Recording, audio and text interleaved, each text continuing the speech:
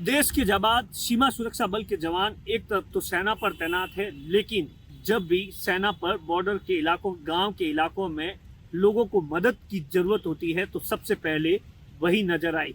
ऐसा ही कुछ नजारा कल देखने को मिला। बाड़मेर जिले के दो घटनाएं सामने आई जहां पर बॉर्डर से लगते गांव में अचानक ही आग लग गई।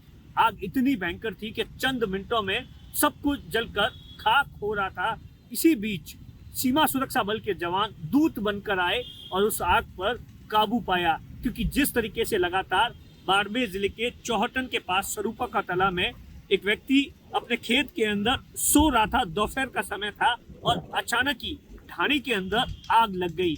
आग के कारणों के बारे में कुछ पता नहीं था, लेकिन आसपास के दर्जनों लोग लगातार आग को काबू पाने के लिए मशक्कत कर रहे थे, लेकिन आग पर काबू नहीं पाया जा रहा था। और इसी बीच सीमा सुरक्षा बल के जवानों, दर्जनों जवान आए और उस आग पर चंद मिनटों में काबू पा लिया गया। और जो नुकसान हुआ था, क्योंकि जिस तरीके से आग थी तो सबसे बड़ी दिक्कत और परेशानी थी कि आसपास के इलाकों में फैल सकती थी और दर्जनों घर तबाह हो सकते थे, लेकिन बीएसएफ के जवानों के चलते ये आग पर चंद मिनटों में काबू पा लिया गया। और ऐसी एक घटना एक जगह और भी देखने को मिली जहां पर अचानक ही आग लग जाती है और बीएसएफ के जवान लगातार पहुंचकर इस तरीके की आग पर काबू पा जाते हैं। क्योंकि जिस तरीके से पिछले कुछ दिनों से रेगिस्तान में तापमान लगातार बढ़ रहा है तो आगजनी की घटनाएं भी बढ़ गई है, क्योंकि ऐसा माना जाता है कि जैसे ही तापमान बढ़ता है तो बॉर्डर के इलाकों में आगजनी की अचानक की घटनाएं बढ़ जाती है।